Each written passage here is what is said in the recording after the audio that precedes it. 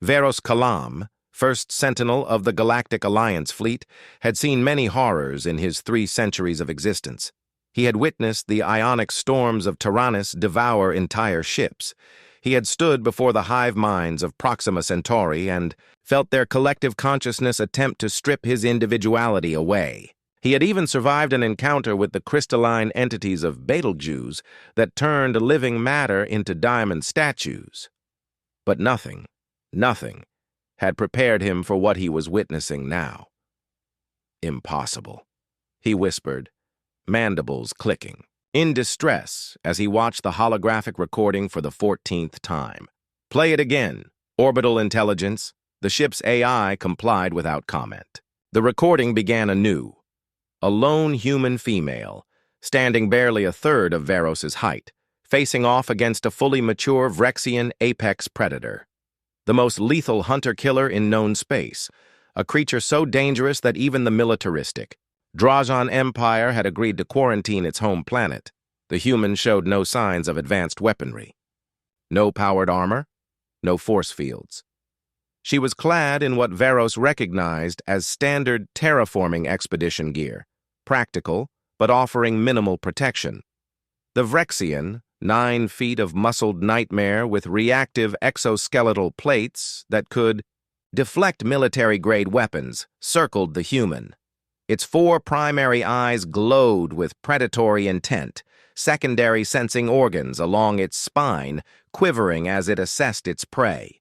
6 barbed limbs flexed, displaying the retractable carbon fiber, claws that could shred battleship hull plating.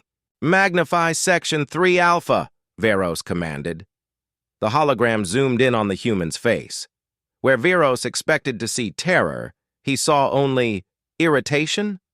The woman's expression appeared more annoyed than frightened as the galaxy's most perfect killing machine prepared to tear her apart. "Audio," Veros ordered. "Just let me finish collecting these samples, you oversized cockroach," the human was saying, her voice eerily calm. "I've got a schedule to keep." The Vrexian responded with a sound that had driven multiple sentient species to madness, a complex harmonics pattern that triggered primal fear responses across virtually all known neural architectures. The woman merely rolled her eyes. "Oh, please," she said. "I've heard worse from my mother-in-law." What happened next defied explanation.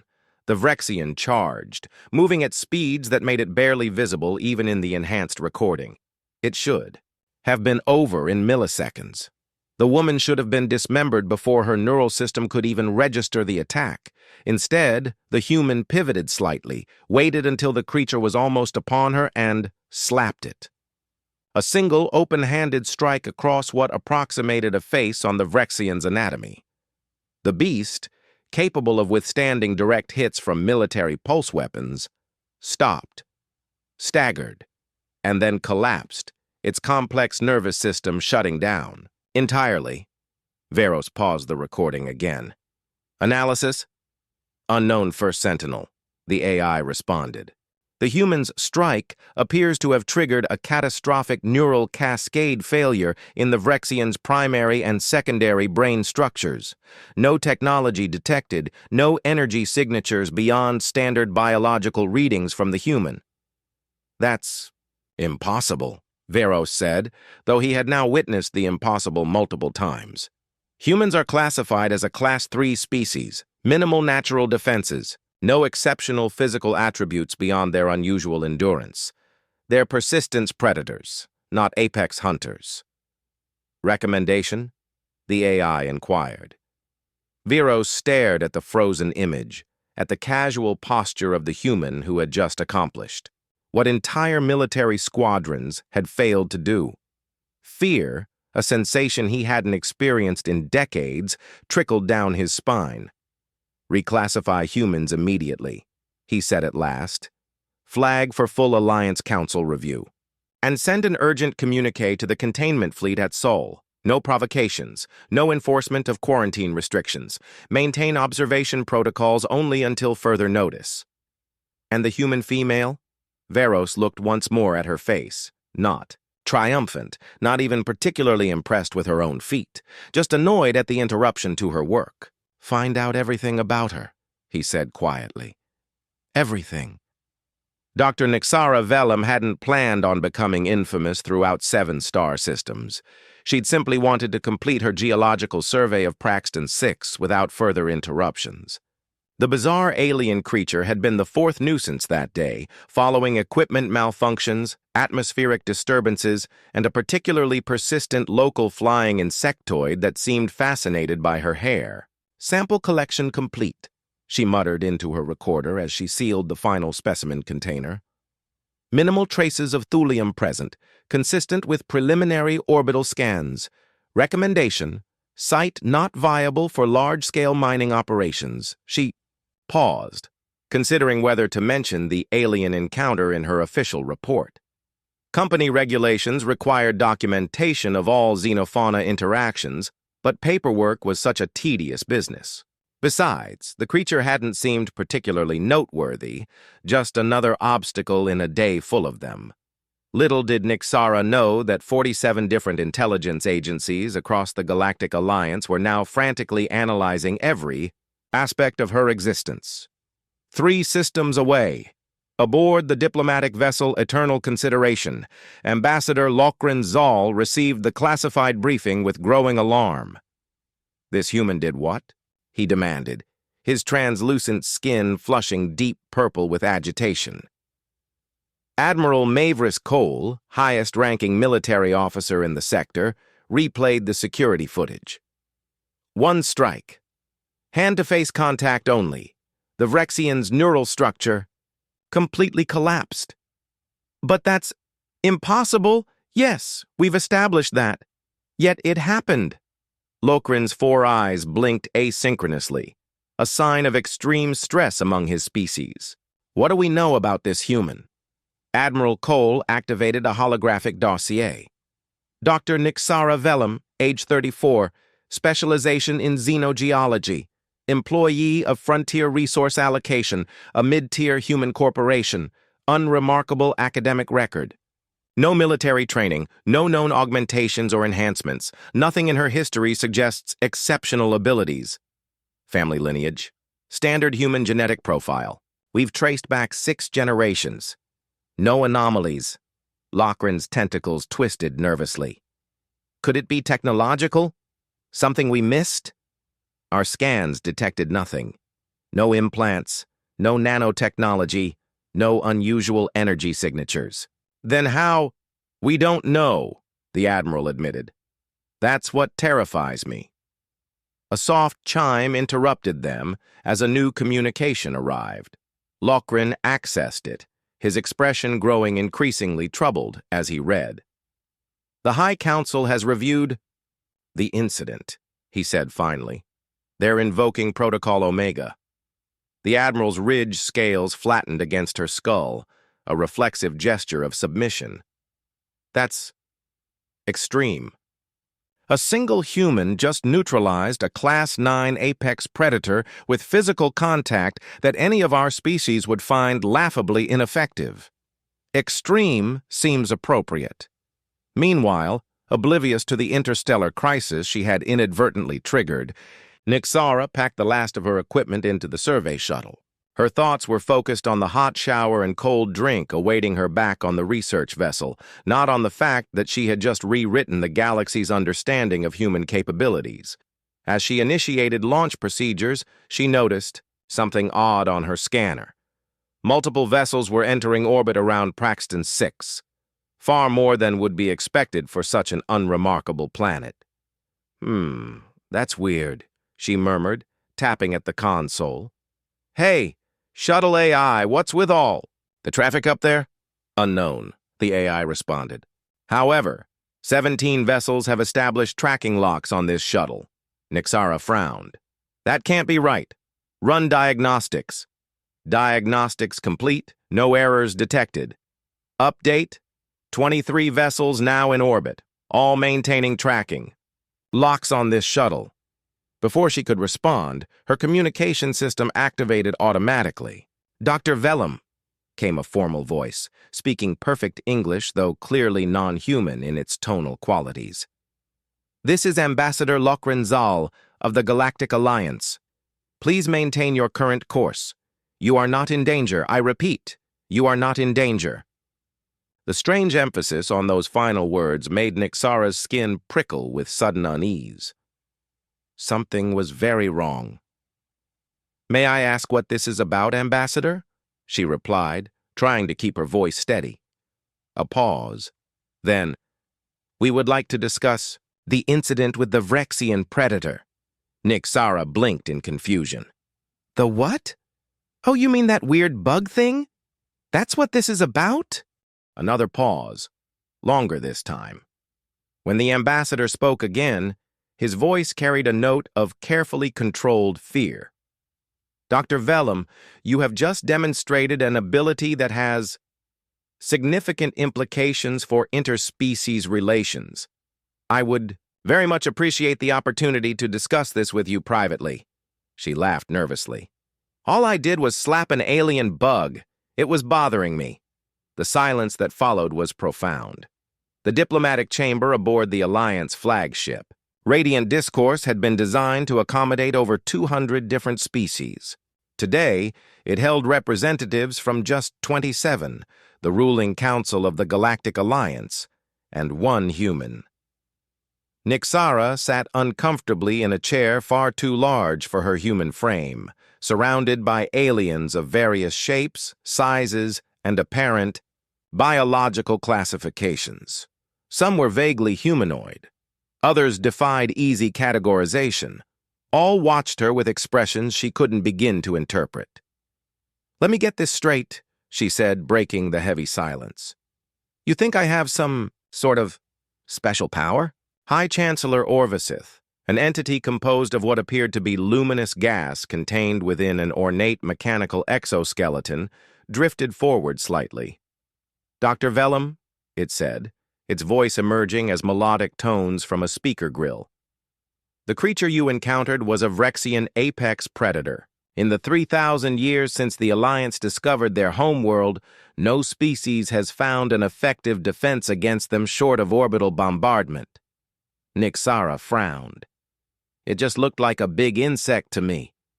A big insect that has decimated entire colony worlds," said another council member, this one resembling a bipedal feline with crystalline growths protruding from its shoulders. "Their exoskeletons can withstand direct energy weapon strikes. Their nervous systems are distributed and redundant, making them nearly impossible to disable. Their hunting instincts are unparalleled. And yet," continued Orvisith, "you neutralized one with a single physical strike." Nixara shrugged uncomfortably. "I just slapped it. It was annoying me." The council chamber erupted in multilingual murmuring. Orvisith raised an appendage for silence. "Can you explain how you accomplished this?" "There's nothing to explain. It rushed at me. I slapped it. It fell over. That's it." A new voice entered the conversation, deep, resonant, emanating from a being composed of what appeared to be living stone. "Perhaps the human is unaware of her abilities." "Or," countered another counselor, this one a simian creature with 6 arms, "perhaps all humans possess this capability." The murmuring grew louder, more agitated. "Enough," said Orvisith. "Dr. Vellum, would you consent to certain non-invasive examinations? We seek only to understand." Before Nixara could respond, the chamber doors slid open. A human man in the uniform of the Earth Diplomatic Corps strode in, flanked by 2 more humans in military dress. "This interview is over," he announced.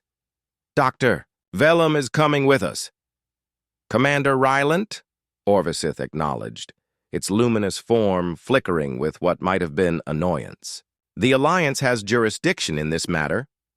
"With respect, Chancellor, you do not," Rylant replied. "Dr. Vellum is a citizen of Earth, and per Treaty Article 17, any investigation involving human biological capabilities falls under Earth government purview." Nixara stood up, confusion giving way to frustration. Does anyone want to tell me what's actually going on here? Because I'm starting to feel like a lab specimen rather than a person. Commander Rylant turned to her, his expression softening slightly. Dr. Vellum, I'm Casimir Rylant, Earth Special Envoy. What happened on Praxton 6 has significant implications. We need to get you home as quickly as possible. But my research will be continued by others. This is now a matter of planetary security. The Simian counselor rose to his full height. You cannot simply remove her. The Alliance demands answers. And you'll get them, Rylant replied smoothly, through proper diplomatic channels, after Earth has conducted its own investigation. As arguments erupted around her, Nixara felt a growing sense of unreality. 24 hours ago, she had been a mid-level corporate researcher with student loans and a cramped apartment on Mars colony.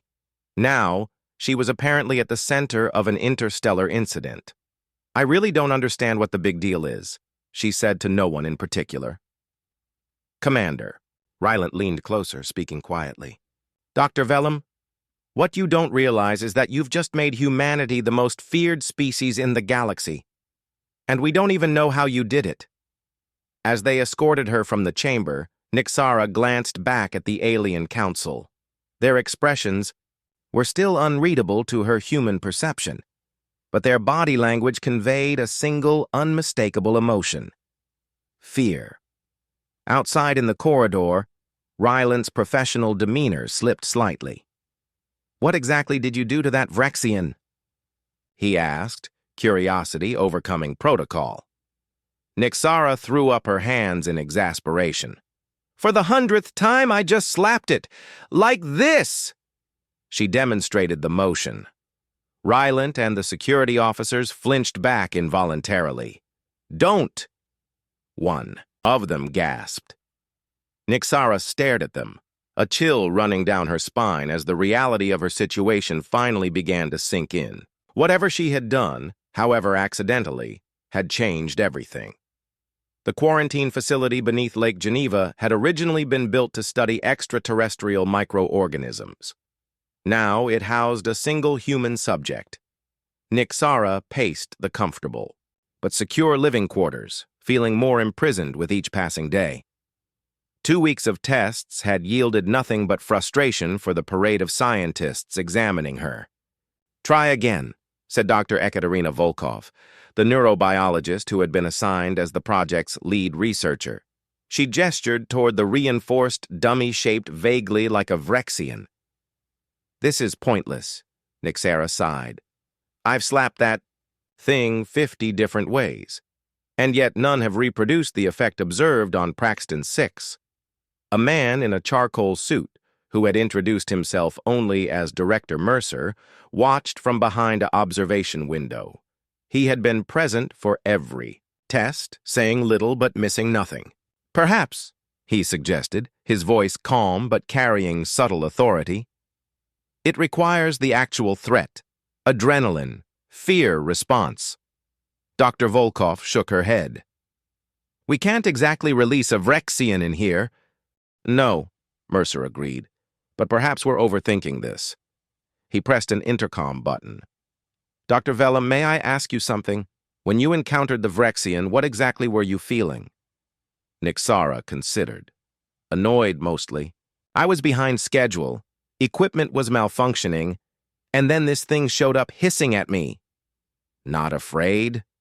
I didn't really have time to be afraid. It happened too quickly. Mercer nodded thoughtfully. Dr. Volkov, I'd like to try something different. No more physical tests today? Let's talk quantum entanglement. The scientist looked startled. That's not my field. Indulge me. Dr. Vellum holds a doctorate in xenogeology, correct? Her thesis work involved theoretical models of non-standard elemental formation in alien environments. Nixara frowned. How do you know about my thesis? That was years ago. Mercer smiled thinly. We've been thorough. Your work touched on quantum fluctuations in certain exotic elements, specifically how atomic stability varies under different gravitational conditions. Yes, but that was purely theoretical. What does this have to do with... Praxton 6 has unusual gravitational properties due to its moon system, Mercer continued, and you were collecting mineral samples, handling them directly. Dr. Volkoff's eyes widened. You think there was a quantum interaction between the minerals she was handling and her neurological system? I think, Mercer said carefully, that we need to stop looking at Dr. Vellum as the source of the phenomenon. What if she was merely the conductor? 3 days later, Nixara found herself in a new laboratory, watching as scientists examined the mineral samples she had collected from Praxton 6 with equipment she barely understood. Extraordinary, murmured Dr. Javier Montano, a quantum physicist who had been flown in from CERN. The crystalline structure of these minerals exhibits quantum entanglement properties unlike anything we've documented before. In English, please, Nixara requested. Mercer, ever present, explained, the minerals you were handling just before the Vrexian encounter possess unique quantum properties. When exposed to the electromagnetic field generated by a living nervous system, like yours, they create what Dr. Montano is calling a neural disruptive field. You're saying the rocks made me able to knock out the alien with a slap? In essence, yes. You became a temporary conduit for a quantum effect that specifically disrupts complex nervous systems. The more complex the system, like the Vrexian's multinodal brain structure, the more devastating the effect. Nixara processed this. So I'm not some kind of superhuman? No, Mercer said. But you may have accidentally discovered the greatest defensive weapon in human history. Later that evening, alone in her quarters, Nixara received an unexpected visitor. Commander Rylant entered carrying a secure tablet. Congratulations, he said without preamble. You're being released tomorrow. Nixara looked up in surprise. They figured it out? Enough to know it wasn't you specifically. He hesitated. There's something else you should know. The Alliance Council has requested permission to establish a permanent embassy on Earth. That's good, right? Diplomatic relations and all that? Rylant's expression was complex. Dr. Vellum, before your encounter, they considered us a minor species, barely worth noticing. Now they're treating us like we're the most dangerous beings in the galaxy. He handed her the tablet. This was recorded at the most recent Alliance session. The video showed High Chancellor Orvisith addressing the full council. The humans have discovered how to weaponize quantum entanglement with a touch, the Chancellor was saying. If they can apply this discovery systematically, no species in the Alliance would be able to stand against them. We must establish peaceful relations immediately before they fully understand what they possess. Nixara set down the tablet, feeling suddenly lightheaded. All because I slapped a bug. Sometimes, Rylant said quietly, history turns on the smallest of moments. 6 months after what diplomatic circles now referred to as the Praxton incident, the newly established Galactic Embassy in Geneva hosted its first formal reception. The cream of Earth's scientific and political elite mingled awkwardly with representatives from 27 alien civilizations, all united by a single underlying emotion: trepidation. Nixara, dressed in formal attire that felt stifling after years of practical field gear, sipped champagne, and wished she were anywhere else. Her brief moment of interstellar fame had resulted in a promotion she hadn't wanted to, a position she hadn't asked for. Special Scientific Liaison to the Galactic. Alliance, Dr. Vellum, purred a voice behind her. How delightful to meet you in person at last. She turned to face an alien she recognized from briefing files, Ambassador Velix, representative of the Meridian Concord, a coalition of 7 species from the Cygnus arm of the galaxy. His physiology resembled an upright feline crossed with a coral reef, bioluminescent growths pulsing gently along his shoulders and spine. Ambassador, she acknowledged with the formal bow she'd been coached to perform. The pleasure is mine. I wonder, he said, multifaceted eyes studying her with unnerving intensity, if you appreciate the changes your discovery has wrought throughout civilized space." Before she could respond, Director Mercer appeared at her side as if materialized from shadow.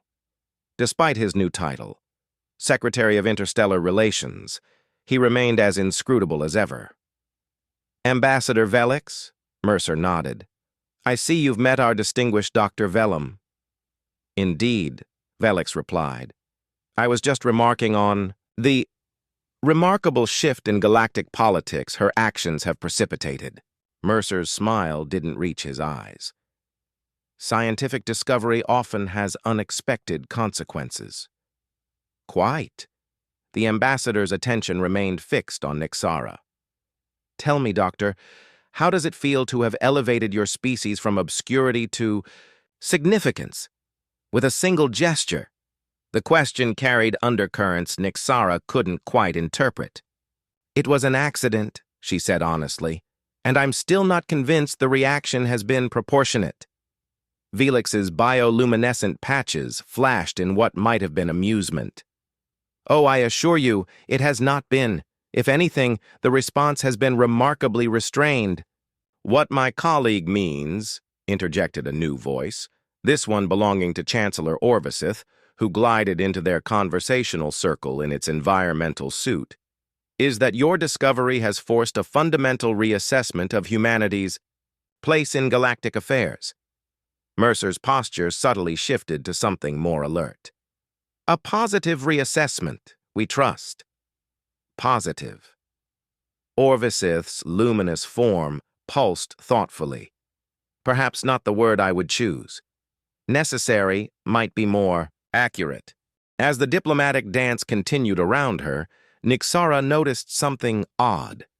Throughout the vast reception hall, clusters of aliens were engaged in animated conversation with human scientists and officials. Yet in every grouping, the aliens maintained a precise minimum distance from their human counterparts, never closer than 5 feet. She mentioned this observation to Mercer when they had a moment alone. "They're afraid of us," he confirmed quietly. "More specifically, they're afraid of being touched by us. The quantum effect you discovered has been weaponized, not by us, but by rumor and speculation throughout the Alliance. But we've published the research. They know it was the specific minerals from Praxton 6, not humans themselves. Knowledge seldom trumps fear, Dr. Vellum. Besides," he hesitated. "Besides what?" Mercer studied her with calculating eyes. "Besides, we haven't published quite everything." Later that evening, after most guests had departed, Nixara found herself summoned to a secure conference room deep within the embassy complex. There, she found Mercer, Commander Rylant, and Dr. Volkov waiting with grave expressions. "What's going on?" she asked. Mercer gestured for her to sit. "Dr. Vellum, what I'm about to tell you is classified at the highest level. The mineral samples you collected from Praxton 6 have yielded more than just the neural disruption effect. Dr. Volkov took over. "We've discovered that extended exposure to these minerals appears to permanently alter human neurological patterns. In simple terms, your nervous system has been reconfigured at the quantum level." Nixara felt cold dread settling in her stomach. "Are you saying I'm damaged?" "Not damaged," Rylant said quickly. "Enhanced. The quantum entanglement properties have become embedded in your neural pathways," Volkov continued. "You no longer need the minerals to produce the effect. It's become part of you." Nixara stared at them in disbelief. "That's impossible. I haven't slapped any aliens lately." "We know," Mercer said quietly. "We've been monitoring you. The effect is dormant unless triggered by specific neurological states, like the irritation you felt on Praxton 6. But it's there, waiting, and not just in you," added Rylant. "The effect appears transferable. Not contagious exactly, but teachable.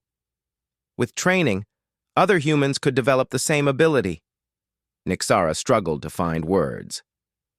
"So when you told the Alliance it was just the minerals, We told them a partial truth, Mercer confirmed. Enough to satisfy scientific scrutiny without revealing humanity's new advantage. Why are you telling me this now? The three exchanged glances before Mercer answered. Because tomorrow, Chancellor Orvisith will formally propose humanity's admission to the Galactic Alliance as a full member species, with all the benefits and protections that entails. They're letting us join because they think we discovered one useful trick? No, Rylant said grimly. They're letting us join because they're terrified of what else we might discover if they don't keep us close. As the implications sank in, Nixara understood that her simple, reflexive slap had forever changed humanity's destiny among the stars. 5 years after the Praxton incident, humanity had expanded its presence throughout Alliance space with unprecedented speed. Where once human vessels had been rare curiosities, now they were common sights at trading hubs and diplomatic outposts. Earth corporations established offices on dozens of worlds, and cultural exchanges flourished despite the persistent personal space bubble that aliens maintained around humans. Nixara had reluctantly settled into her role as an interspecies scientific liaison, dividing her time between Earth and various Alliance research facilities. The work was fascinating, if not what she had envisioned for her career. Instead of collecting rock samples on distant planets, she now helped coordinate joint scientific ventures between human and alien researchers, always careful to maintain the proper physical distance that had become standard protocol. Today found her aboard the massive research station Concordia, orbiting a neutron star in a previously restricted region of space. As the first human granted access to this facility, she felt the weight of representation on her shoulders. The gravitational lensing equipment is through here, Dr. Vellum, said her guide, Scientist Director Fearon, a methane-breathing entity, whose environmental suit resembled an elegant mechanical spider. Your theoretical work on quantum entanglement in extreme gravity environments has proven surprisingly insightful. Nixara nodded politely, recognizing the backhanded compliment for what it was. Even after years of collaboration, many Alliance scientists still struggled to acknowledge human intellectual contributions without qualification. As they entered the main laboratory dome, conversations stopped. 24 researchers of various species turned to stare at the human in their midst.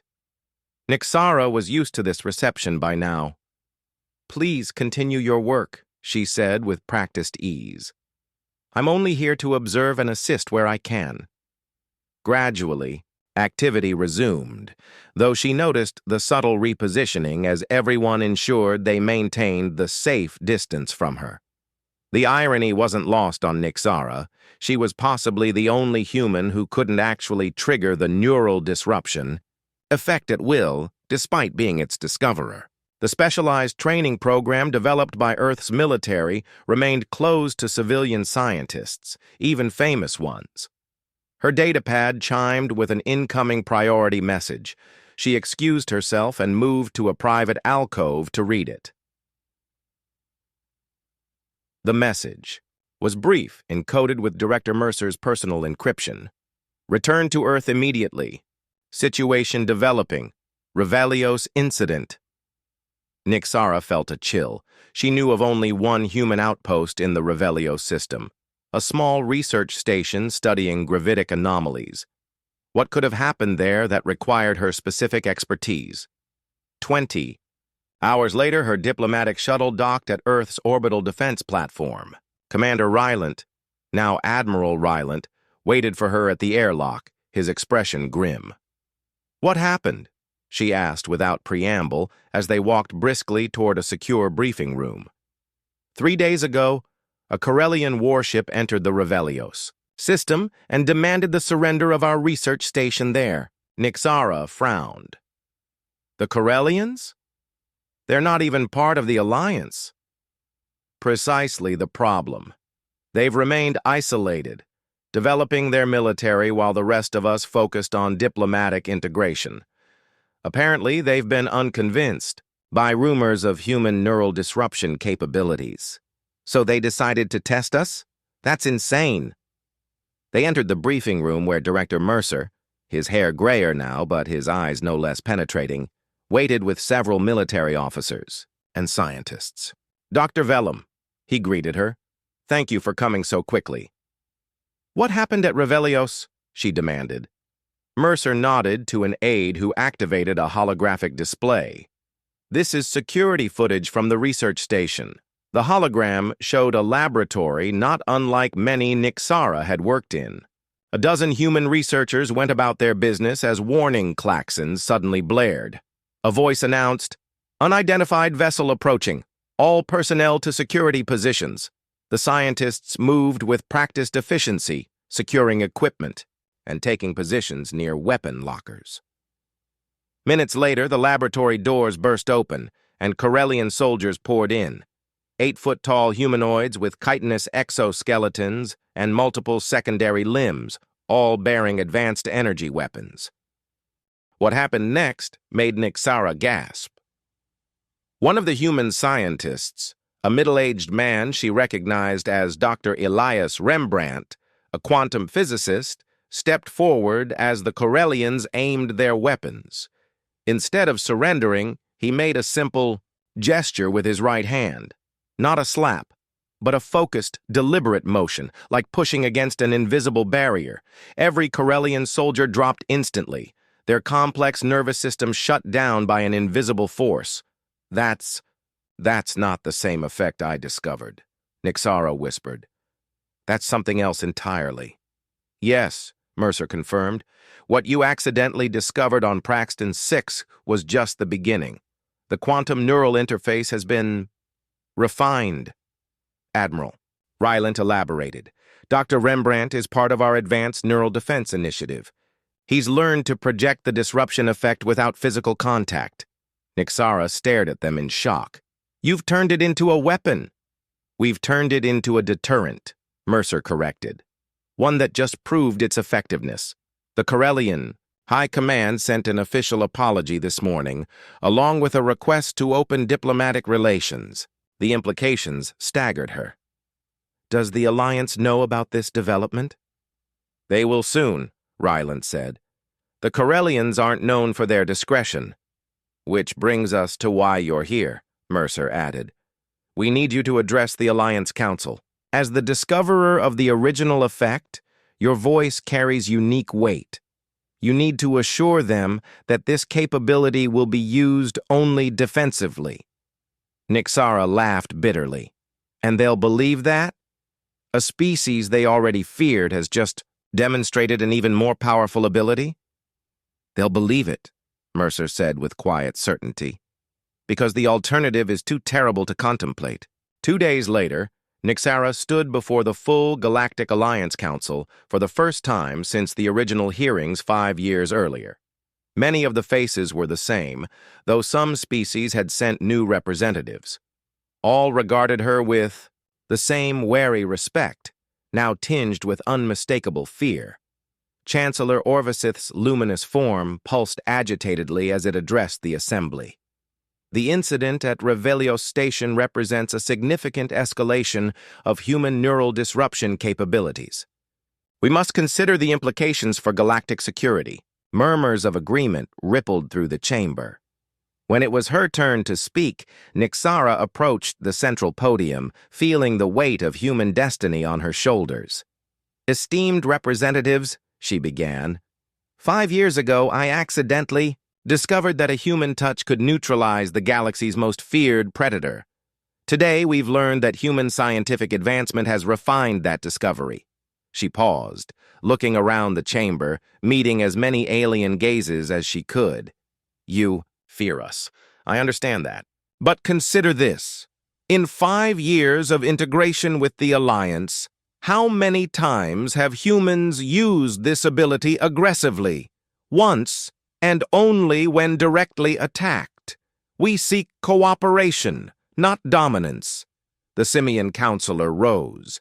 Yet you concealed the development of this projected neural disruption capability. Just as many of your species have concealed capabilities from us, she countered. Mutual trust requires time. As the debate continued, Nixara realized something profound. The accidental slap that had elevated humanity from obscurity had done more than change how aliens perceived humans. It had changed how humans perceived themselves. For centuries, humanity had gazed at the stars with a mixture of wonder and insecurity, imagining advanced civilizations that might view them as primitive curiosities at best, prey at worst. Now they stood as equals, respected, perhaps, feared, but never again dismissed. Chancellor Orvisith's luminous form brightened, commanding attention. The Alliance faces an unprecedented situation, a species capable of neutralizing any neural-based life form with a gesture. A ripple of unease moved through the chamber. Yet this same species has shown remarkable restraint. Perhaps, suggested a crystalline entity from the Outer Rim delegation, we should discuss containment protocols. Nixara felt a flash of the same irritation she'd experienced on Praxton 6. Without thinking, she slapped her hand against the podium. The sound echoed through the chamber like a thunderclap. Every alien representative flinched visibly.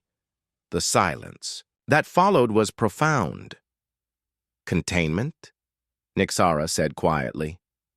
Is that how you responded when the Vrexians were discovered? Or the ionic entities of Betelgeuse? You studied them. You respected their capabilities. You gave them space. She straightened. To her full height, unimpressive by galactic standards, yet somehow commanding. Humanity asks for the same consideration. Nothing more. To her surprise, it was Admiral Rylant who stepped forward to stand beside her. What Dr. Vellum discovered was an equalizer, he said. For millennia, humanity dreamed of meeting alien life. When we finally did, we discovered we were considered physically inferior to most spacefaring species. The neural disruption effect doesn't make us conquerors, it makes us peers. Chancellor Orvisith drifted forward. And if other species develop defenses against this ability, what then? Nixara smiled. Then we'll do what humans have always done. We'll adapt. We'll discover something new, not to dominate, but to survive, to contribute. After 3 days of intense debate, the Alliance Council reached its decision. Humanity would maintain its full membership, with additional provisions for scientific exchange focused specifically on neural disruption research. In return, Earth agreed to strict protocols governing the use of what was now officially termed quantum neural interface technology. As Nixara prepared to depart the Alliance station, she found Chancellor Orvisith waiting by her shuttle. Dr. Vellum, it said, its voice harmonic suggesting something like respect. I wish to speak with you privately before you return to Earth. Of course, Chancellor. In 3,000 years of Alliance history, we have encountered 17 species with unique defensive capabilities. The Meverin can generate electromagnetic pulses, the Thraxi possess toxic skin secretions, the Drell can alter local gravity. I'm aware of these adaptations, Nixara said, wondering where this was leading. What you may not be aware of, Orvisith continued, is that in every case these abilities evolved in response to existential threats. They are survival mechanisms. Nixara frowned. Humans didn't evolve the neural disruption capability. It was an accident. Was it? Orvisith's luminous form pulsed in patterns suggesting deep thought. Or perhaps your species has always possessed a latent potential, one that manifested precisely when needed. That's an interesting theory, but consider this, Dr. Vellum. Of all the humans who could have encountered that Vrexian predator, it was you, a scientist with the precise background to understand and explain what happened. Of all the minerals that could have triggered the effect, it was one that could be studied and replicated. Of all the species that could have been affected, it was one whose threat would immediately command galactic attention. Nixara stared at the Chancellor, a chill running down her spine. Are you suggesting this was predetermined somehow? I am suggesting, Orvisith said carefully, that in my long life I have learned to recognize patterns, and the pattern here suggests something more than coincidence." Its voice lowered. "The universe has a way of maintaining balance, Dr. Vellum. Perhaps humanity's rise was necessary." With that cryptic statement, the Chancellor glided away, leaving Nixara with questions that would occupy her thoughts for years to come. 10 years after the Praxton incident, humanity had established colonies on 17 worlds. Earth vessels traveled freely throughout Alliance space. Human scientists collaborated with alien counterparts on projects once deemed too sensitive for non-Alliance species. And on a quiet evening on one of those colony worlds, a planet called New Horizon, Nixara, Vellum sat on her porch watching twin moons rise over an alien landscape. Her research facility lay just beyond the hills, where human and alien scientists worked together studying the very quantum properties that had changed humanity's destiny. A small memorial stood in the colony's central plaza, a simple stone obelisk, with a bronze plaque depicting a human hand. Beneath it, an inscription read, "The Slap Heard Across the Galaxy, Praxton 6, 2157. Nixara often smiled when passing it, amused by how such a small, reflexive action had altered the course of human history. A single slap, born not of calculation or malice or even fear, but simple human irritation, had propelled her species from obscurity to significance. As the night deepened and stars appeared in the alien sky, she reflected on Chancellor Orvisith's words from years before. Had it all been coincidence? Or was there something deeper at work, some cosmic balance that had chosen humanity's moment to rise? She would never know for certain. But one thing was clear. Humanity had found its place among the stars not through conquest or submission, but through that most human of qualities, the stubborn refusal to be dismissed. And sometimes, Nixara thought with a smile, that's all it takes.